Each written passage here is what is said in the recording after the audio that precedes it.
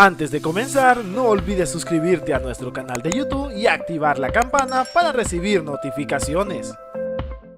Hace años escuché que Jesús andaba yo en un barco.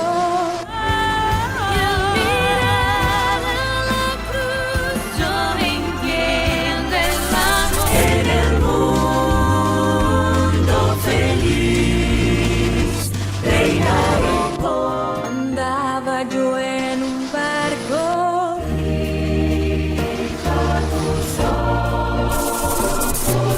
Tú eras mi razón, ve y dile a otro.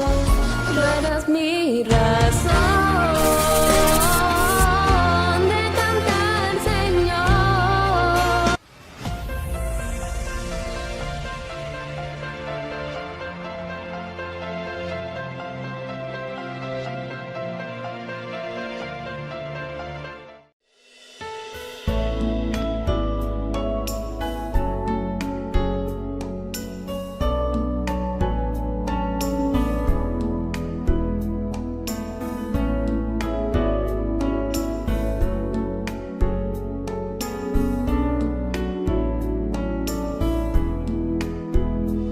El mundo es de mi Dios, su eterna posesión.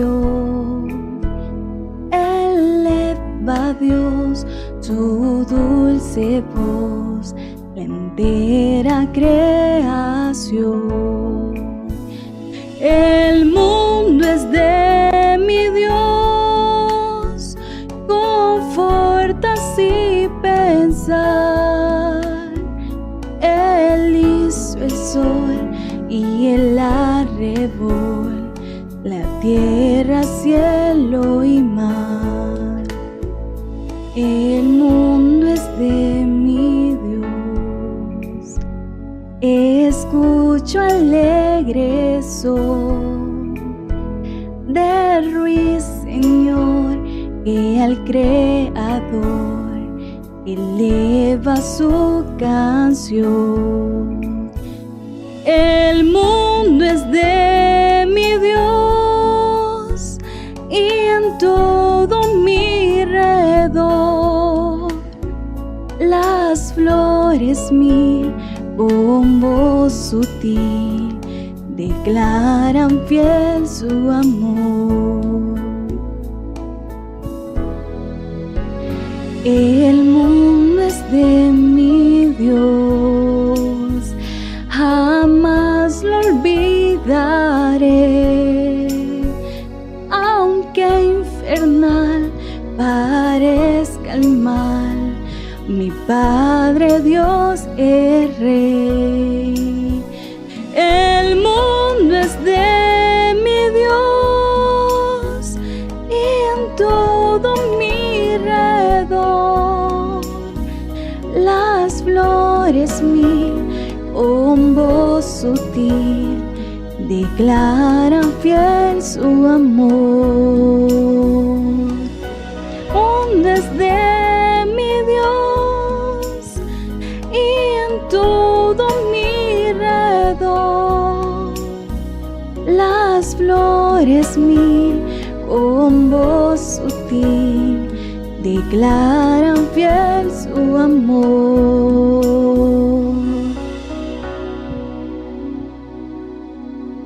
Una vez más, un gusto poder volver a saludarlos en este momento y poder extenderles una cordial y sincera bienvenida a esta serie de temas apocalípticos, voces y señales del tiempo del fin o acerca del tiempo del fin.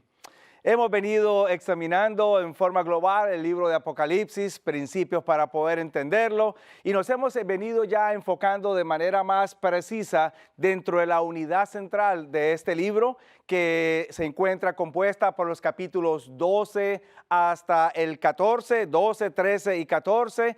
Y entonces en las últimas presentaciones nos hemos enfocado de manera particular en el capítulo 12 de este libro. En este momento Yo quisiera ahora empezar a enfocar su atención y que pudiéramos ir todos juntos a la palabra de Dios y poder entonces abrirla en el capítulo 13 de este libro. Quizás a manera de repaso, yo quisiera brindarles a ustedes un pequeño panorama de lo que hemos venido analizando de esta unidad central para luego empezar a entender el capítulo 13 y, no sin antes, invitar la presencia de nuestro Dios en este momento. Oremos. Querido Padre, gracias una vez más te damos por permitirnos poder venir y tomar este tiempo para espaciarnos en tu palabra, poderla entender y de manera personal poderla aplicar a nuestras vidas individuales.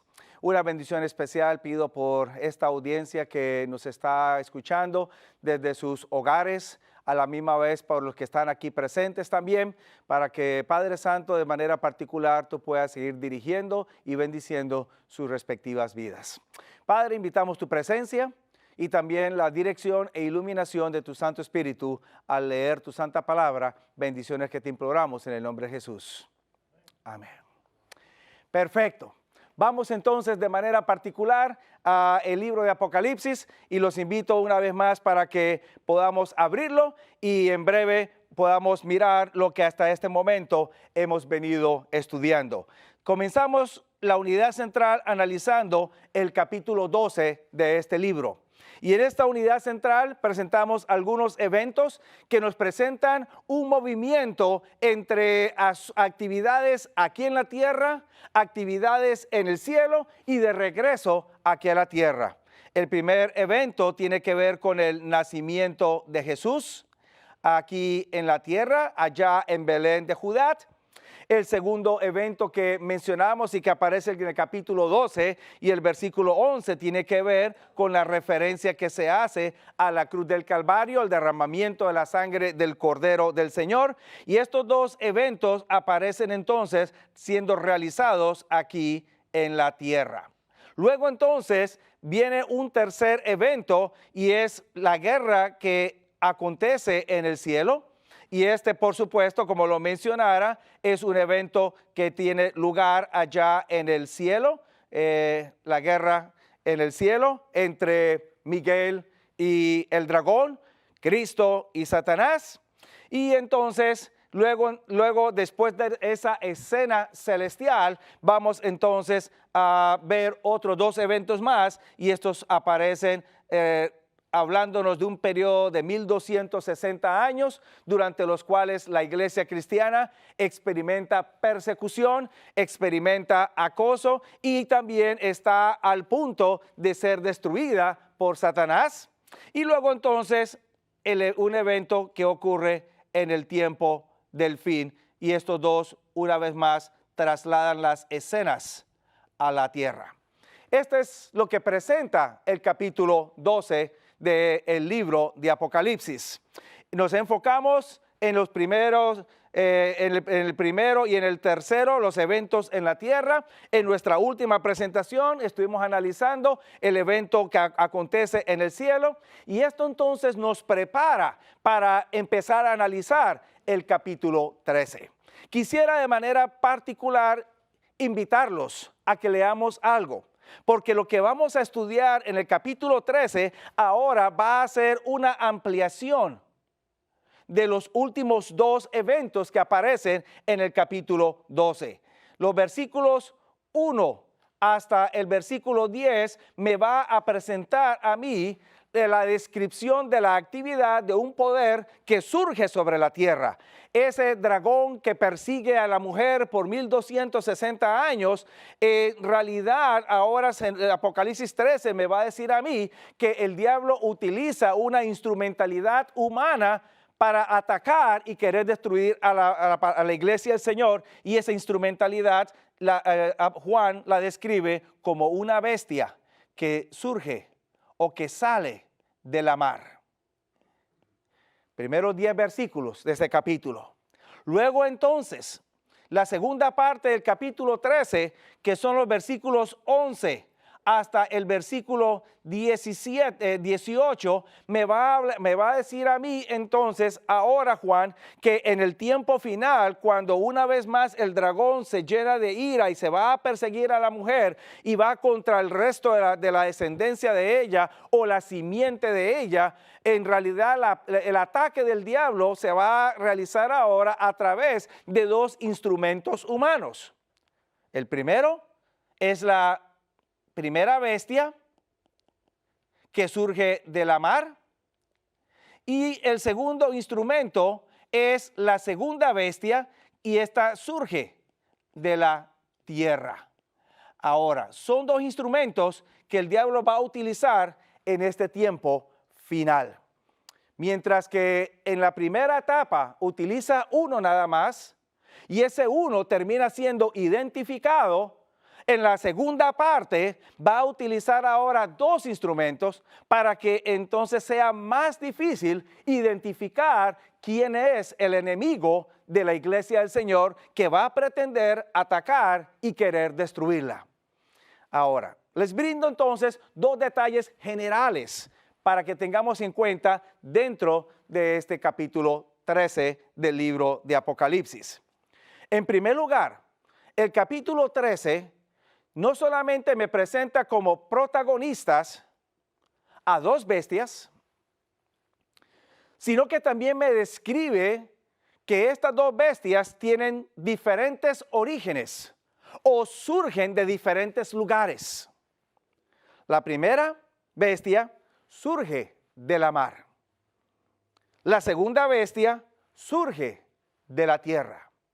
Y cuando entonces empezamos a analizar, vamos a encontrar que las escenas que se encuentran registradas en el capítulo 13, los primeros 10 versículos, donde se me empieza a describir a esa bestia de la mar, son escenas que nos recuerdan o reflejan a Daniel capítulo 7.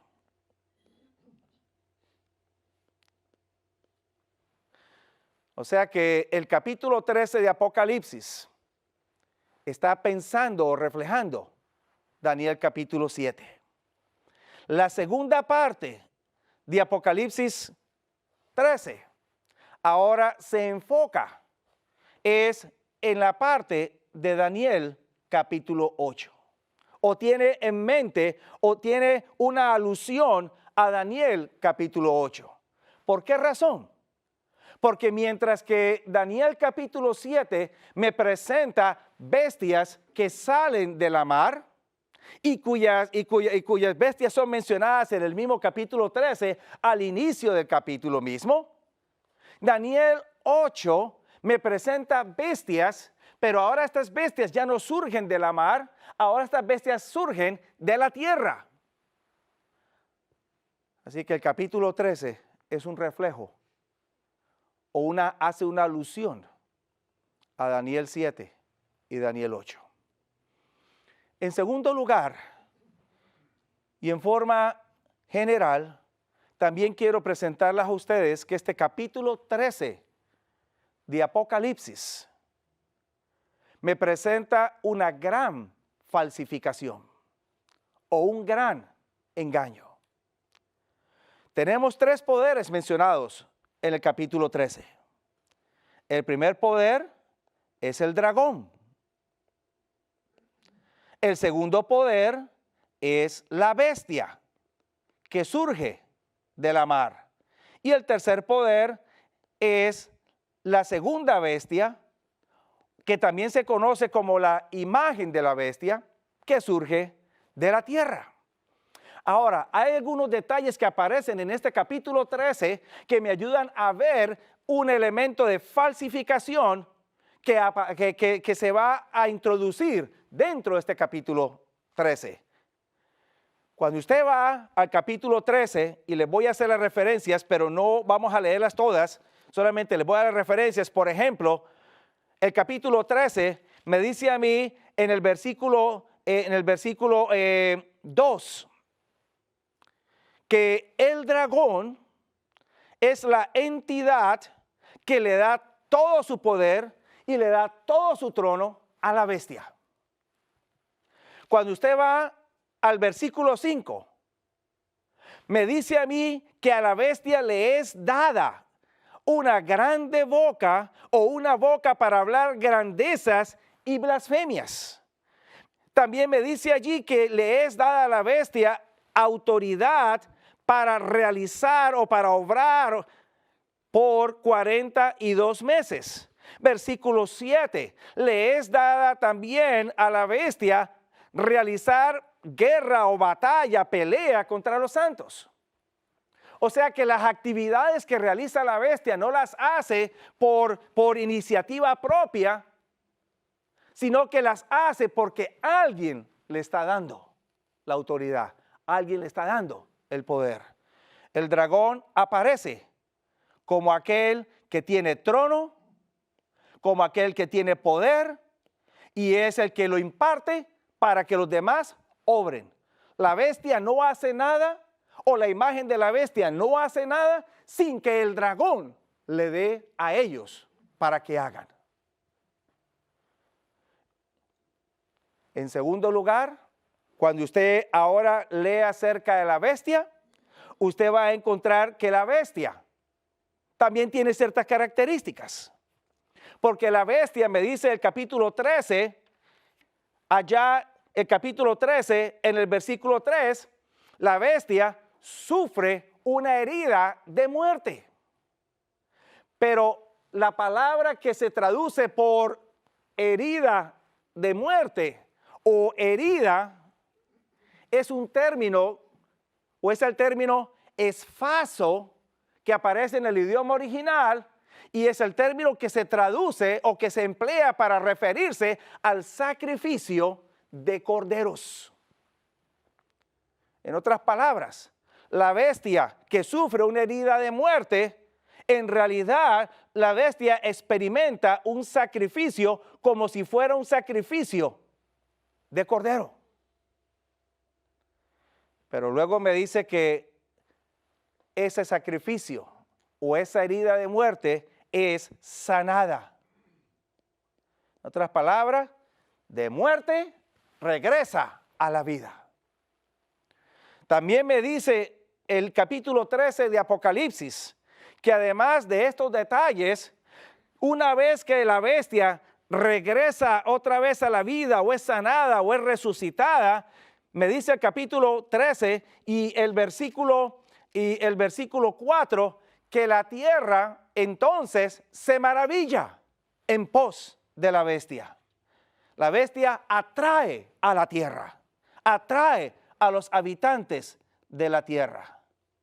Tiene un poder atractivo.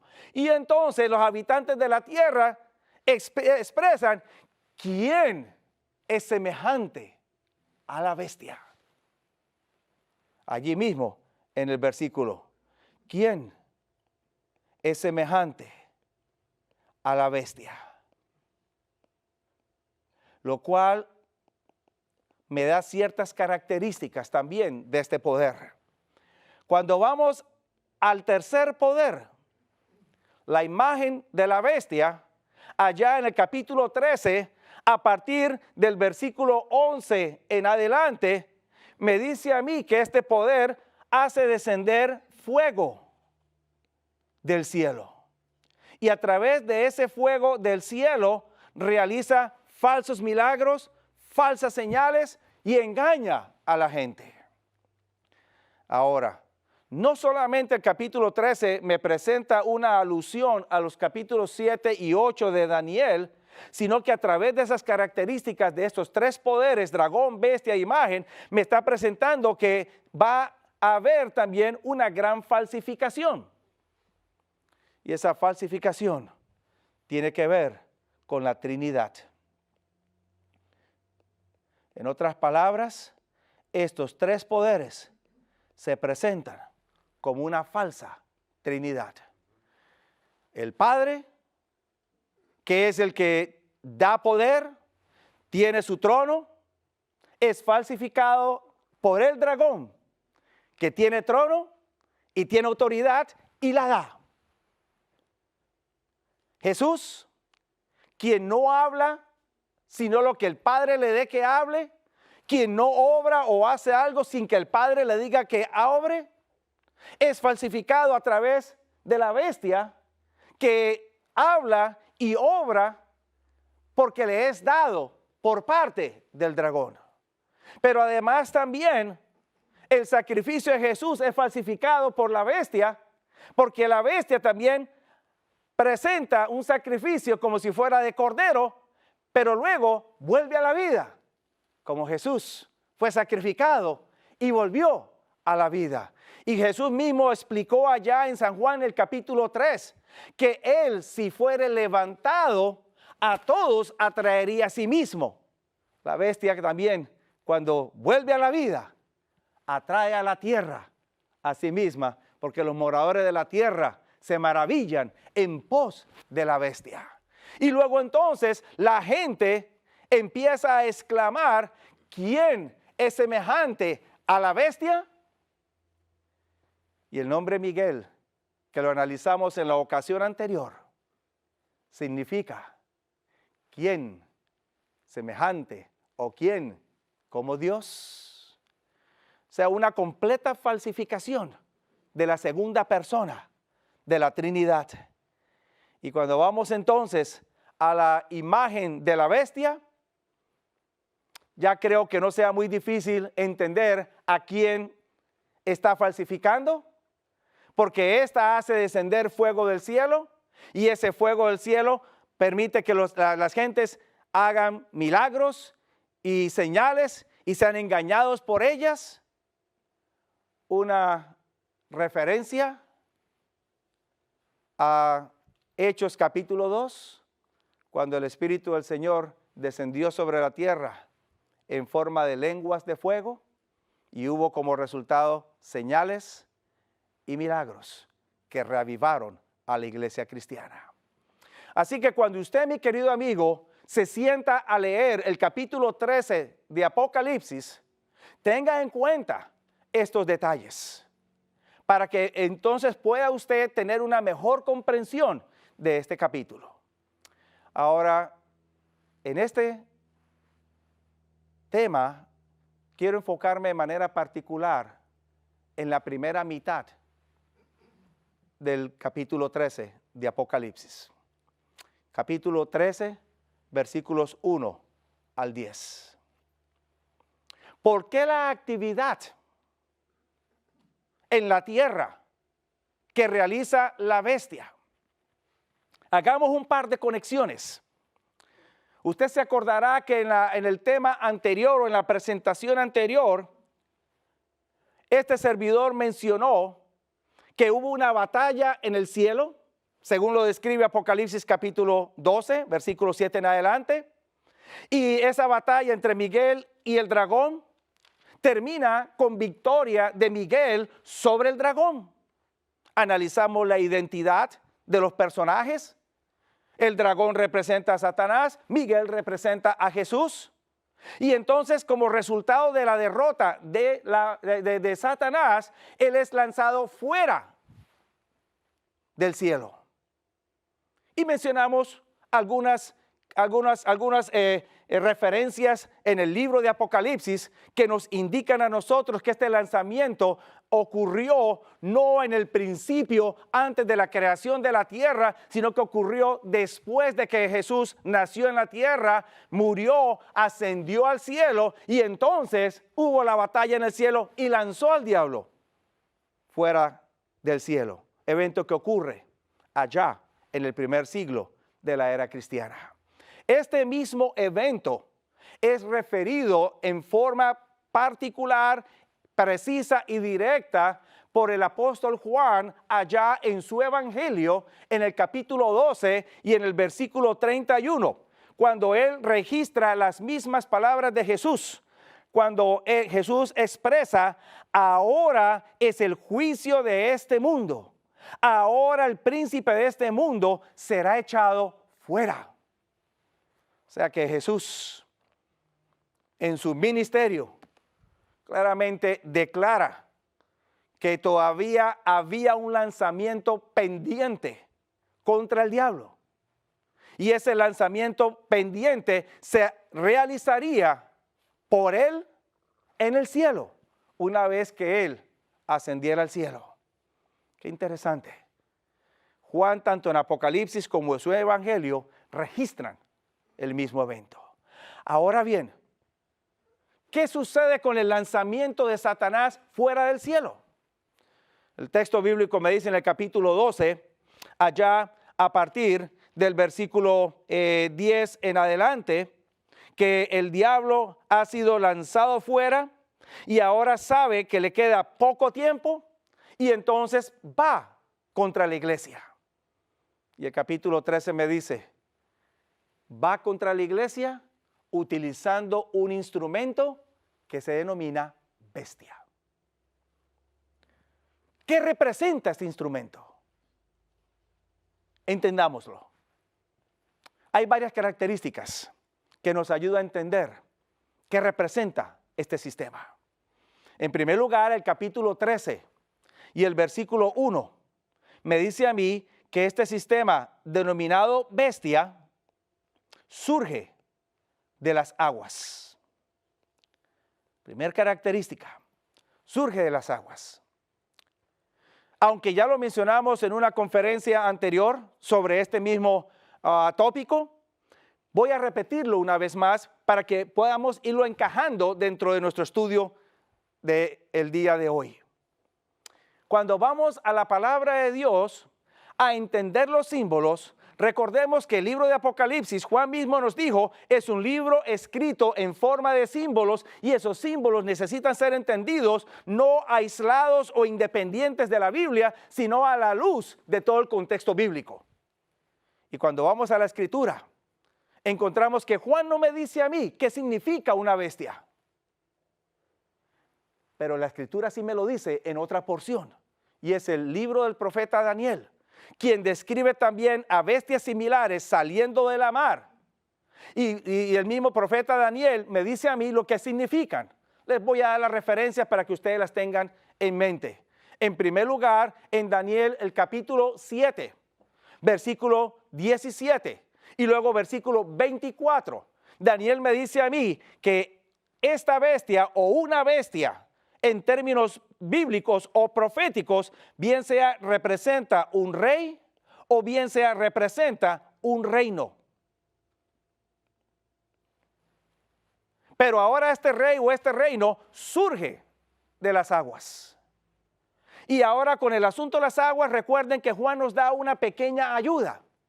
Porque en el capítulo 17, versículo 15 de su capítulo 17, versículo 15 de su libro exactamente, Juan me dice a mí que aguas representan gentes. Pero entonces, la pregunta que surge y que yo les hice en una ocasión anterior fue, ¿cuáles gentes son estas? ¿Cuáles pueblos son estos? ¿Será que yo estoy incluido o será que no estoy incluido? Y ahí es cuando necesito ampliar el concepto de aguas. Isaías me ayuda en esa ampliación. Y allá en el capítulo 57, versículos 20 y 21, Isaías me dice a mí que estas gentes no son todos los habitantes de la tierra, sino que son un grupo particular que habita sobre la tierra. Isaías los llama impíos, que son como la mar, que no tienen paz, no tienen tranquilidad. Y luego entonces Isaías de manera particular en el capítulo 8 de su libro me ayuda a entender más que estas gentes, estos impíos, están dispuestos a pelear. Son representados como ejércitos que van a pelear contra el pueblo de Dios. Por lo tanto, lo que estamos viendo nosotros en el capítulo 13 de Apocalipsis ahora es la descripción de un conflicto o una guerra que va a acontecer después del lanzamiento del diablo fuera del cielo, porque él sabe que le queda poco tiempo y lo único que le queda por destruir es a la mujer, a la iglesia del Señor, ya que no pudo acabar con su hijo, o sea, con Jesús. Pero otras características me ayudan a entender a esta bestia.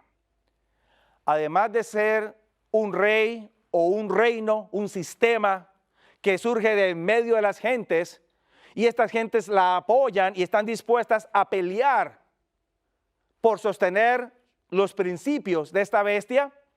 hay otros detalles más que me presenta el capítulo 13 del libro de Apocalipsis. No tengo que ir muy lejos para entender esto. En el capítulo 13 me dice a mí el versículo 1 que hay similitudes entre la bestia y el dragón. Tanto el dragón tiene 7 cabezas y 10 cuernos, como la bestia también tiene 7 cabezas y 10 cuernos. Esta similitud es muy interesante que usted la pueda tener en cuenta y la pueda observar, porque esto le indica a usted que entre la bestia y el dragón hay una conexión muy detallada, muy cercana. Y esta bestia es un poder que no va a trabajar a favor de Dios, es un poder que va a trabajar contra el pueblo de Dios. También me dice a mí que esta bestia tiene coronas, al igual que el dragón tiene coronas, y estas coronas son iguales, son diademas. Y ustedes se acordarán el uso del término diadema, corona de realeza. Así que un poder o un sistema que es apoyado por las gentes y de manera particular por los reyes o los gobernantes de la tierra. Otra característica que aparece allí es que esta bestia es una bestia que tiene ciertos elementos que la componen que son muy particulares. Es una bestia compuesta, en otras palabras. El capítulo 13 de Apocalipsis y el versículo 2 me dice a mí que este sistema, además de ser bestia, también tiene parte de leopardo. A la misma vez tiene parte de oso y también tiene parte de león. Si por casualidad usted se estaba preguntando conexión entre Apocalipsis 13 y Daniel capítulo 7, usted puede ver una conexión mucho más clara allí. No solamente sale de la mar la bestia, sino que se mencionan las otras bestias que Daniel ve en visión. Ahora la pregunta que surge es, mientras que en Daniel estas bestias representan 4 diferentes reinos, uno independiente del otro o uno distinto al otro, cuando venimos a Apocalipsis, encontramos entonces que estos 4 reinos en realidad se han fusionado, se han unido y ahora representan un solo poder, un solo sistema. Mientras que el diablo en la antigüedad obró a través de 4 sistemas, en este tiempo final va a obrar a través de uno.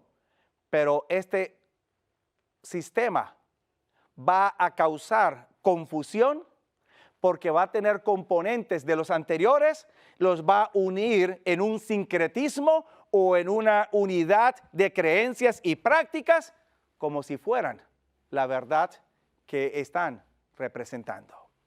Ahora, antes de mencionar un detalle más en cuanto a esto, yo quisiera llamar su atención para que veamos otra característica y luego regresamos a esta. Porque esta bestia, me dice a mí la palabra del Señor, allá en el capítulo 13, y a partir del versículo 5 en adelante, esta bestia le es dada el poder para hablar o autoridad para hablar. Me dice que habla grandezas y de manera, el versículo 5 me dice que de manera particular habla blasfemias. Ahora, no sé si usted se estará preguntando acerca de estas blasfemias. Le explico algo, mi querido amigo, hermano que me está escuchando en este momento. Cuando usted lee el término blasfemia en las Sagradas Escrituras, la tendencia natural es de entenderla a la luz de cómo se usa el término blasfemia hoy en día. Y si usted va a un diccionario a leer el uso del término blasfemia, un diccionario moderno de la lengua española o inclusive de la lengua inglesa, usted va a encontrar que una blasfemia, como puede ser una ofensa, como puede ser una palabra mal dicha o una palabra obscena, como también puede indicar o reflejar un tipo de engaño. Quizás este último es del que menos se piensa, pero cuando usted va a la Escritura, este último es el que más se emplea para referirse al término blasfemia. Cuando usted va a la Escritura, el término blasfemia aparece en varias ocasiones en el Nuevo Testamento de manera particular. Y también en forma especial, Jesús es acusado de blasfemia por los judíos de su época. La primera ocasión, les doy las referencias. Aparece allá en el Evangelio según San Marcos, en el capítulo 2, de los primeros 7 versículos, donde allí el evangelista describe una actividad que Jesús está realizando dentro de una casa. La casa está abarrotada de gentes, Jesús está dentro, está hablando, está enseñando y viene un grupo de personas trayendo sobre una camilla a un paralítico que no puede moverse. Estos no pueden introducir al paralítico ni por la puerta ni por la ventana. Finalmente terminan abriendo un hueco en el techo, descienden al paralítico, lo ponen cerca donde Jesús está y cuando Jesús lo ve, Jesús se coloca en pie y le dice: confía, hijo, tus pecados te son perdonados. Y es en ese momento cuando parte de los que estaban presentes allí, que eran fariseos, dentro de sí mismo piensan: blasfemia. ¿Quién puede perdonar pecados sino solo Dios? Y luego Jesús entonces les muestra por qué Él perdonó pecado en ese momento. Jesús les muestra que Él es Dios porque les lee a ellos el pensamiento, actividad que solamente puede realizar el ser divino. ¿Qué es más fácil? ¿Decirle a este hombre, tus pecados te son perdonados? ¿O decirle a este hombre, levántate, toma tu camilla y anda? Y finalmente Jesús lo sana, toma su camilla y se va. Blasfemia se utiliza para referirse a la actividad de pretender perdonar pecados sobre la tierra. Ahora bien, en el caso de Jesús, ¿tenía Jesús el poder o la autoridad de perdonar pecados? ¿Qué creen ustedes? ¿La tenía? Claro que sí. Jesús es Dios y en ese mismo momento les probó que era Dios porque les leyó el pensamiento, algo que solamente el ser divino puede hacer. Este sistema denominado bestia será un poder que en la tierra pretenderá perdonar pecados a las gentes. En segundo lugar, si usted va allá al Evangelio según San Juan, en el capítulo 10, usted va a encontrar otro episodio u otro encuentro entre Jesús y los líderes religiosos de Israel en aquella época. Y entonces ellos están ahora dispuestos a apedrear a Jesús y Jesús les pregunta a ellos en el capítulo 10, tantas cosas buenas he hecho delante de vosotros, ¿por cuál de ellas me queréis apedrear? Y la respuesta de estos líderes religiosos es: no te apedreamos por las buenas cosas que hayas hecho, te apedreamos porque tú, siendo hombre, te haces Dios. Y entonces Jesús allí defiende una vez más su caso. Y Jesús les presenta a ellos: ¿no dice vuestra ley, dioses seréis? Así que Jesús es acusado de blasfemia porque dice ser Dios. Y la pregunta que surge: ¿era Jesús Dios o no era Jesús Dios? Y la respuesta es obvia. Jesús es Dios. Por lo tanto, este poder denominado bestia es un poder que al hablar blasfemias está indicando que no solo pretende perdonar pecados sobre la tierra, sino que también está pretendiendo ser Dios sobre la tierra. Y automáticamente eso me ayuda a mí a entender que este poder denominado bestia es un sistema de naturaleza religioso. No es un poder pagano, secular, político, aunque utiliza política, pero es un sistema de naturaleza religiosa. En otras palabras, pretende servir a Dios, pretende creer en Dios a la misma vez que pretende perdonar pecados y pretende ser Dios en la tierra. Ahora bien, ustedes se acordarán que yo les mencioné a ustedes que este poder es muy similar o tiene similitudes muy cercanas con el dragón. Porque tiene 7 cabezas, tiene 10 cuernos, tiene coronas sobre sus cabezas o cuernos.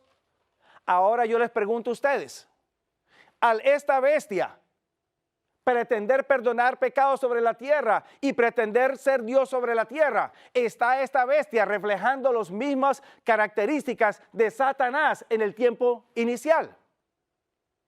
Desde luego que sí.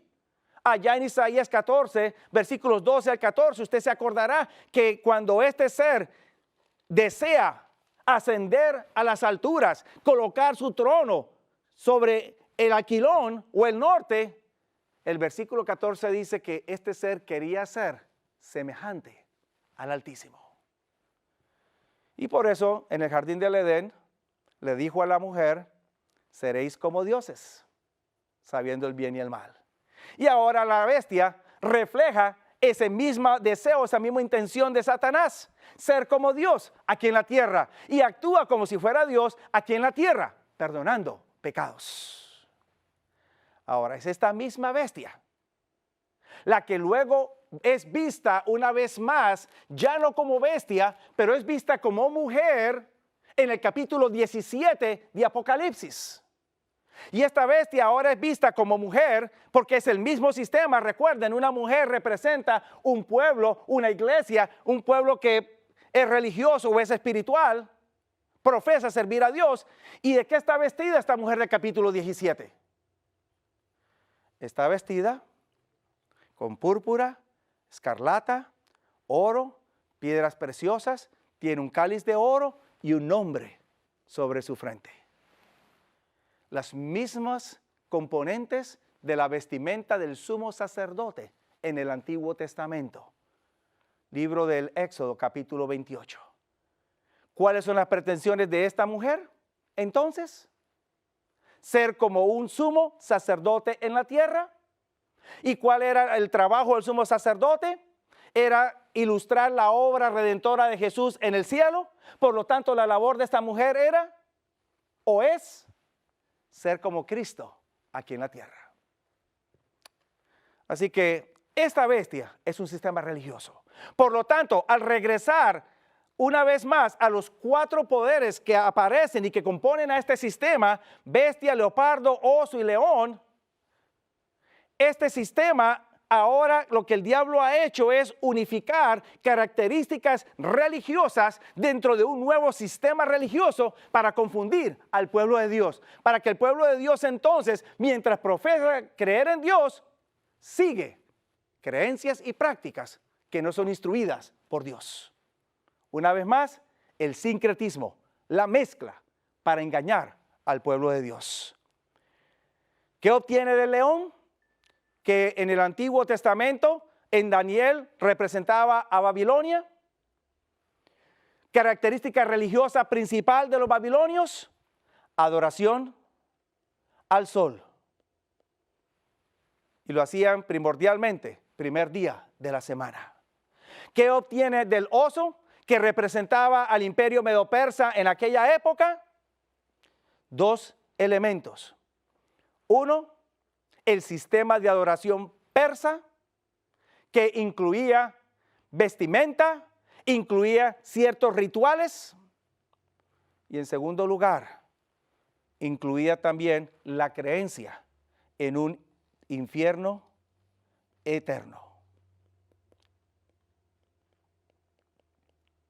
¿qué obtuvo?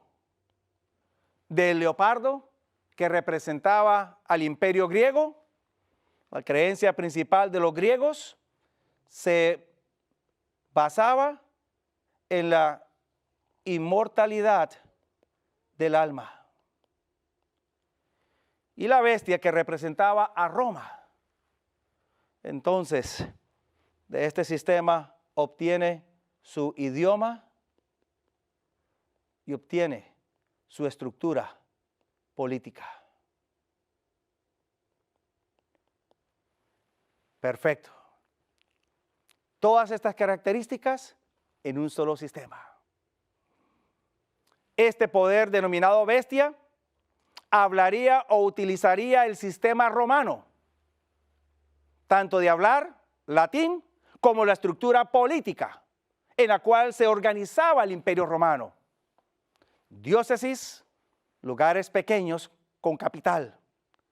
Arquidiócesis, lugares más grandes con capital. El título del sumo del emperador era pontífice máximo o sumo pontífice, términos que hoy en día se utilizan de forma religiosa. Este es un sistema que también entonces enseñaría que el alma tendría su periodo inmortal. Cuando la persona muere, el cuerpo es enterrado, pero el alma y el espíritu divagan por diferentes lugares. No ha muerto completamente. Este es un sistema que enseñaría que habría un tormento por la eternidad para todos los impíos, y entonces pretendería adorar a Dios en el primer día de la semana, en el día dedicado a la adoración del sol, y que hoy en día se denomina como domingo. Un sistema religioso que incluye todas estas características y que entonces la iglesia en cierta manera ahora la empezaría a adoptar. Todas estas características me están apuntando hacia un solo sistema. Pero antes de dar la identificación, quiero compartir con ustedes una característica más que aparece en el capítulo 13. Y esta característica usted la va a leer allá en el capítulo 13, a partir del versículo 7. A este sistema denominado bestia le es dada autoridad o le es dado poder de realizar guerra o de pelear contra los santos. En otras palabras, persigue a los santos de Dios. Permítame, borro aquí brevemente y seguimos escribiendo. Persigue a los santos, a la iglesia. Es un poder que profesa servir a Dios, pero ataca a los siervos de Dios. Y de manera particular, este poder lo hace durante un tiempo particular o especial. Recuerden que Apocalipsis 12 me dice a mí que la mujer se le dan alas para que ésta vuele y huya al desierto. Y en el capítulo 12 me dice a mí, en el versículo 6, que esta mujer huye por 1260 días o años. Luego, haciendo la conexión, en el versículo 14 del mismo capítulo 12, me habla a mí que ahora la iglesia es perseguida por 3 tiempos y medio. Y luego cuando va al capítulo 13, la persecución o la actividad perseguidora de este poder denominado bestia, capítulo 13, versículo 7, me dice que dura por 42 meses. 3 periodos distintos para referirse al mismo evento. Lo cual me ayuda a entender entonces que estos 1260 no son días literales, sino que son años proféticos, o más bien días proféticos, años literales. lo cual está muy en armonía con el principio bíblico, donde se nos dice tanto en Ezequiel capítulo 14 como en otros pasajes. Ezequiel capítulo 4, perdón, y otros pasajes, que un día representa un año. Por 1260 años estuvo este poder denominado bestia persiguiendo al pueblo de Dios. Tiempo que ha sido identificado por los historiadores, que tuvo su inicio en el año 528 y se extendió hasta el año 1798. Ahora creo que estamos mejor preparados para identificar este sistema denominado bestia. Cuando usted va a la historia, mi querido amigo, hermano que me está escuchando a través de la pantalla de su televisor o de su computador, cuando usted va a la historia o a analizar la historia, usted va a encontrar que durante la Edad Media, desde el 528, Edad Media, desde el año 538, correcto,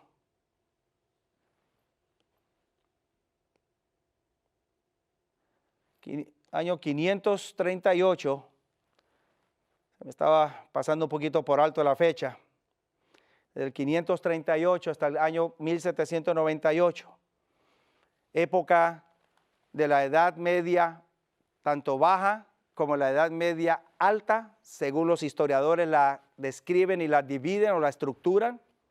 Solamente hubo un poder que con naturaleza religiosa pretendió servir a Dios, pero a la misma vez persiguió a los que no se ajustaban a sus dictámenes. Y este poder es conocido en la historia como el poder de Roma papal.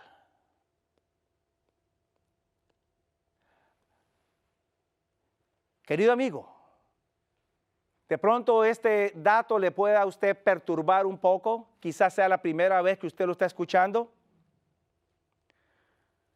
Pero vamos a encontrar en la historia que no solamente este sistema papal persiguió a muchos cristianos, millones de ellos murieron mártires por su fe, pero a la misma vez usted va a encontrar que este sistema papal también llevó a la iglesia o desvió a la iglesia de la fe de los apóstoles, la fe primitiva de la iglesia cristiana, a otras creencias. Y también va a encontrar que este poder fue ampliamente sostenido o apoyado por los reyes de la tierra durante todo ese periodo. No había nada que dijera el pontífice de Roma que los reyes de la tierra no hicieran. A la misma vez, este poder hasta el día de hoy sostiene que el ser humano tiene un alma inmortal, que cuando la persona muere, el alma se va para el cielo, o se va para el infierno, o se va para el purgatorio, o quizás si fue un bebito, se va para el limbo. Este poder también sostiene que, o enseña, que los impíos van a ir entonces a un lugar donde van a ser atormentados, y ese tormento va a ser para siempre jamás. Este poder también adora a Dios, no en el día que Dios pidió, sino en el día establecido por este mismo sistema, el primer día de la semana, día domingo. Y es un sistema que dentro de su estructura refleja características como el idioma latín, idioma principal, idioma que se utiliza no solamente para su Biblia principal, la Vulgata latina, pero que también fue el idioma principal para los servicios religiosos en todas las partes del mundo a través de la historia hasta el año de 1960, cuando por primera vez los servicios dejaron de ser en las iglesias, dejaron de ser en latín para ser entonces en los idiomas regulares de las gentes que los escuchaban. Estamos hablando de un sistema que se desvió y desvió a muchos. Pero no, mi querido amigo, no estoy atacando en este momento, ni estoy criticando a la Iglesia Católica en ningún momento, ni a ninguno de sus adherentes que con corazones sinceros no solo han nacido, sino que también han seguido creciendo y se han desarrollado dentro de ese sistema. Yo mismo nací en un hogar católico, crecí en un hogar católico. Y solo con el conocimiento de la Biblia pude lograr entender estas cosas. Y muchos de mis familiares todavía están dentro de este sistema. Así que no estoy hablando, ni estoy criticando, ni estoy atacando a esta iglesia, ni a sus feligreses. Estoy hablando de un sistema que desafortunadamente ha sido utilizado a través de la historia para desviar y atacar al pueblo de Dios. Mi querido amigo, ¿cómo surge este desvío en la historia? ¿Cómo surge este desvío? Recuerde que yo le había hablado a usted acerca de un sincretismo que surgió en el pueblo de Israel cuando se combinó la fe de Jehová con la fe de Baal. Ese mismo sincretismo o esa misma confusión vino en el tiempo de Jesús cuando los judíos mezclaron la fe de Jehová con las tradiciones que ellos tenían. Ahora en la iglesia cristiana resurge otra vez un sincretismo o una mezcla, una confusión. Porque entonces ahora la iglesia cristiana mezcla la fe del Señor, la fe en Jesús, con las tradiciones filosóficas de la época y que hasta el día de hoy todavía forman la plataforma de este sistema religioso. El mismo libro o la misma Biblia me presenta a mí esto. Juan es el último de los apóstoles que vive, muere y es el único y último autor del Nuevo Testamento, y digo el único que escribió después de la destrucción de Jerusalén, y es el último en escribir, y escribe su evangelio, 3 cartas y el libro de Apocalipsis. Escribe hacia el final del primer siglo de la era cristiana. ¿Por qué Juan tiene que escribir 5 obras al final del primer siglo, cuando ya se habían escrito el resto del Nuevo Testamento antes del año 70 de la era cristiana? Y cuando usted lee las cartas, el evangelio y el libro de Apocalipsis, usted va a encontrar que dentro de la iglesia cristiana ya se estaban empezando a infiltrar filosofías que estaban empezando a desviar a la iglesia de la fe cristiana. Juan escribe y trata de mantener el balance dentro de la iglesia. Pero desafortunadamente Juan muere al final del primer siglo. Y es hacia finales del segundo siglo de la era cristiana cuando surgen los primeros líderes de la iglesia, Clemente de Alejandría, y Orígenes, su pupilo o su discípulo, quienes empiezan ellos a querer interpretar y a manejar la Biblia con términos filosóficos. Y a partir de ese momento se empiezan a introducir ideas filosóficas dentro de la iglesia cristiana, pero con un marco o una túnica bíblica. Y así la iglesia empieza entonces a desviarse de la fe cristiana. Empiezan entonces a introducirse creencias, como por ejemplo, servicios para los muertos, adoración a las imágenes, creencia en inmortalidad del alma, creencia en un fuego eterno, etc. Llega la época de la Edad Media Alta, 1500. Y entonces ahora la iglesia prácticamente con esa plataforma filosófica no solo se ha desviado de la Biblia, sino que la prohíbe y los cristianos que quieran leerla ahora son objeto de persecución. Y entonces, de este sistema entonces, surge lo que es conocido como la Reforma Protestante, que inicia Martín Lutero, Juan Calvino y otros tantos más. Y con este surgimiento viene lo que es el movimiento protestante. Protestan por ese desvío y protestan por esa persecución que no tiene razón de ser, que es injusta y que es diabólica. Porque según Apocalipsis, es dirigida por Satanás. Lo que inicialmente el protestantismo tornó en bendición para el mundo cristiano, eventualmente el protestantismo hizo lo mismo que el catolicismo en la Edad Media. Mientras que el catolicismo tuvo su periodo que ahora mezcla la Biblia con la filosofía, durante el protestantismo de 1700 y 1800, también ahora los protestantes empiezan a utilizar filosofía para fundamentar sus creencias. Se rigen por la Biblia con una plataforma netamente filosófica. ¿Por qué? Porque todavía enseñan inmortalidad del alma, todavía enseñan que hay un infierno eterno, todavía enseñan que hay que adorar a Dios en un día que Dios no ha autorizado. Fundamentos filosóficos, pero que le colocan una pinturita o una cobertura bíblica con el fin de justificar esas creencias.